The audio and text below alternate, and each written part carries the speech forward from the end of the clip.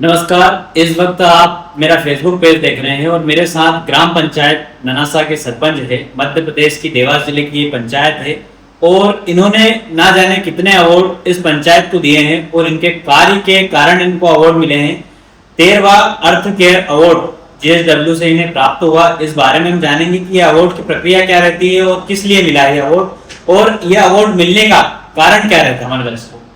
नमस्कार, मैं सरपंच रोहित तिवारी, ग्राम पंचायत ननासा, मध्य प्रदेश। आज बड़ा सौभाग्य का विषय है कि हमारी ग्राम पंचायत ननासा को 13th अर्थ केयर अवार्ड JSW और टाइम्स ऑफ इंडिया ग्रुप की ओर से मिला है।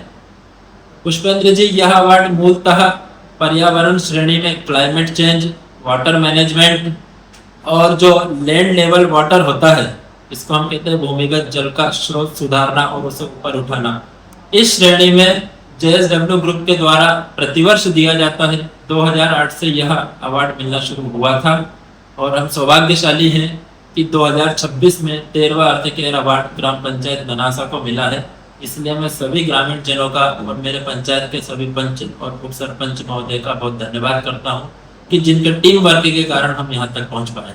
अभी तक ननासा को कितने अवार्ड मिल चुके हैं सरपंच साहब? क्योंकि हर बार हम देखते हैं चर्चाओं में ग्राम पंचायत ननासा रहती है। मेरा सीधा सा मानना है कि हम जितना ग्राउंड पर काम करते हैं, राज्य शासन, केंद्र सरकार और अन्य संस्थाएं हमें उतना ही प्रोत्साहित करती है। एग्जैक्ट डाटा तो आपको बता नहीं पाऊंगा, फिर भी मेरा अंदाजा जहां तक है, लगभग 4 वर्षों में हम 35 से 40 अवार्ड के आसपास जीतने में सफल रहे।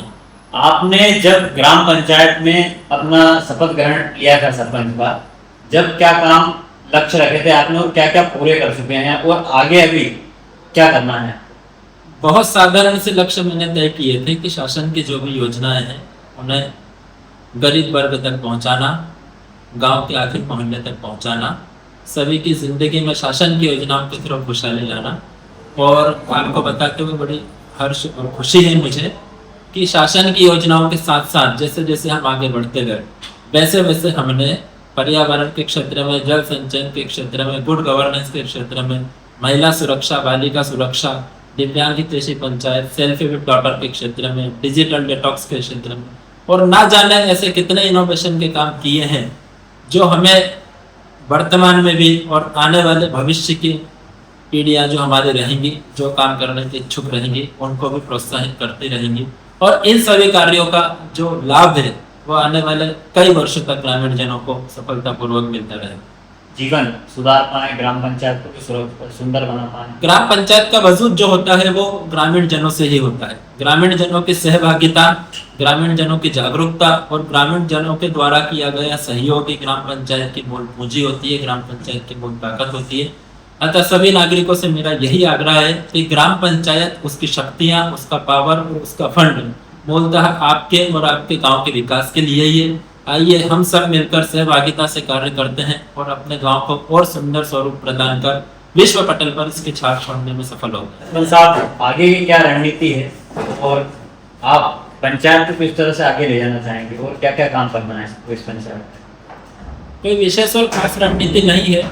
जो कार्य अभी तक किए हैं उन्हीं सब कार्यों को आगे बढ़ाना है। शासन की जो भी योजना आती है उसका अच्छे से इम्प्लीमेंटेशन करना है।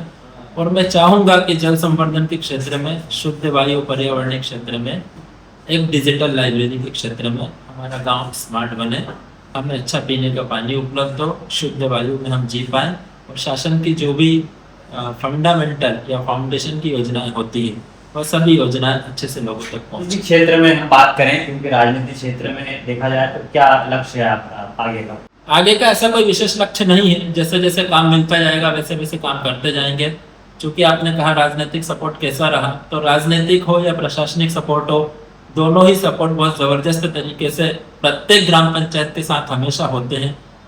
आवश्यकता होती है तो उन्हें मूल रूप से बनाने की और भुनाकर कार्य ग्राउंड पर करने की। राजनीतिक रूप से जो भी यहाँ के हमारे विधायक महोदय हैं आशीष शर्मा जी, और जो भी हमारे जनपद के जनप्रतिनिधिगण है, जिले के जनप्रतिनिधिगण है और प्रशासनिक अधिकारी जो भी है, उनका हमेशा से सहयोग रहा है और उन्हीं के सहयोग के कारण हम यहाँ तक पहुँचने में अभी तक सफल हुए। एक युवा होने के नाते आप युवाओं को क्या संदेश देना चाहेंगे? युवाओं को मेरा एक सीधा सा स्पष्ट संदेश है कि हमेशा पॉजिटिव बात करें, पॉजिटिव सोच रखें और ऐसा कोई सपना नहीं जो सच नहीं हो सकता, ऐसी कोई मंजिल नहीं जिसे आप पा नहीं सकते।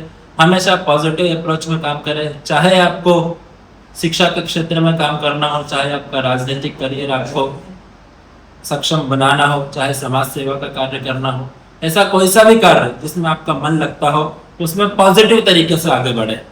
हमसे आगे जो पहले लोग जा चुके हैं उनकी अच्छी चीज़ों का अनुसरण करें, हमसे पीछे जो लोग थे उनकी चीज़ों का अनुसरण करें और एक पॉजिटिव थिंग लेके आगे बढ़े, ताकि भविष्य निर्माण और गांव के निर्माण में एक सुनहरा अवसर उत्पन्न कर आप भी इसमें कुछ सहयोग पैदा कर सकें। आज के युवा देखा जाए तो मतलब डिमोटिवेशन का शिकार रहते हैं, उसके बारे में क्या कहना चाहेंगे? बहुत जो छोटी छोटी बातों में निराश हो जाते हैं। आज के युवा एक छोटा सा फाल्ट कर रहे हैं कि उन्हें सक्सेस बहुत जल्दी चाहिए, बगैर किसी परिश्रम के, बगैर किसी मेहनत के।